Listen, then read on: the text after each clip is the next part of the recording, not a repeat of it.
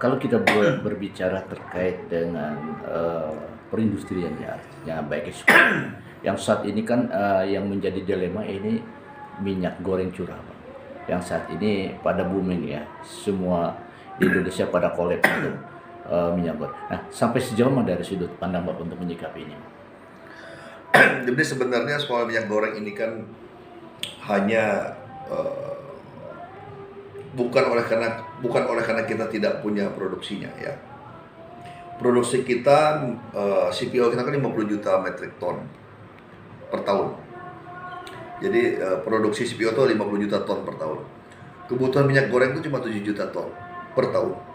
Ditambah dengan biodiesel atau B30 sekitar 15 juta ton. Artinya surplus dari sisi CPO sebagai bahan baku minyak goreng. Kenapa kita terjadi kelangkaan minyak goreng? Ini karena terjadi perembesan.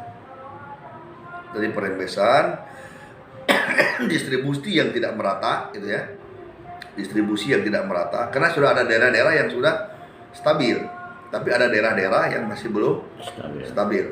Hanya sedikit saja yang belum stabil, hampir sudah merata, sudah stabil. Nah, inilah yang dilakukan oleh pemerintah hari ini dengan menyetop keran ekspor. Diharapkan bahwa dalam tanda petik ya, ini pengusaha-pengusaha yang nakal tadi, ya, ini kan ada pengusaha yang nakal nih, ya, melihat harga minyak goreng di dunia pasar internasional sangat tinggi.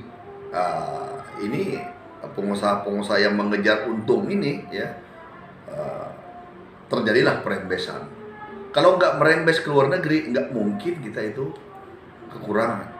Kenapa kurang? Oleh karena terjadi perembesan. Nah, ini yang sekarang pemerintah langsung stop keran ekspor, ya, keran ekspor, supaya para pengusaha-pengusaha yang nakal tadi, ya, tidak semuanya sih ya, tidak semuanya itu tahu diri gitu loh, bahwa ini kebutuhan dalam negeri adalah kebutuhan yang sangat utama. Pangan rakyat itu lebih diutamakan ketimbang harus mengejar keuntungan yang lebih besar ke pasar internasional. Nah, sekarang pemerintah sudah melakukan beberapa kebijakan lah, mulai pengontrolan dari pembelian bahan baku, proses industrinya, prosesnya, kemudian kepada distribusinya sekarang dikontrol ketat oleh pemerintah. Alhamdulillah, saya yakin tidak akan lama lagi ya tension itu bisa tercapai, dan apabila itu tercapai maka pemerintah akan kembali buka keran ekspornya, dan pemerintah saya yakin juga tidak mau berlama-lama untuk menutup ekspor ini ya, karena pemerintah juga kehilangan devisa dari ekspor ini, karena kalau kita menyetop ekspor kita kehilangan devisa kurang lebih 3 miliar US dollar per bulan dari devisa ekspor daripada komoditas sawit dan turunannya ini. Nah, kalau kita berbicara sekarang untuk minyak curah, untuk produksi minyak curah ini di Indonesia ini berapa banyak, Bang, dari sudut pandang anggota DPR RI sendiri, Bang?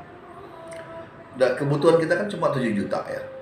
Untuk kebutuhan minyak goreng itu kan 7 juta ton per tahun. Nah, sementara CPO kita itu 50 juta ton per tahun. Jadi kita sebenarnya tidak ada masalah dari sisi bahan baku. Juga dari sisi produsen, juga pabrikan kita juga mampu untuk menciptakan itu. Persoalannya sekarang kan hanya soal distribusinya yang tidak tepat, yang harusnya untuk dalam negeri tetapi merembes ke luar negeri. Nah, masalah harga minyak goreng non curah atau yang kemasan yang naik itu karena dia memang harga minyak goreng ini kan dia yang namanya bahan bakunya naik, ya berarti yang minyak gorengnya juga naik, ya kan? Yang kemasan ini kan tidak diatur pemerintah headnya, yang diatur kan cuma yang curah. Curah itu disubsidi, pemerintah subsidi kepada produsen, ya. Jadi mereka dapat subsidi sehingga selisih harga itu ditutup oleh pemerintah. Makanya dijual 14.000 minyak goreng curah.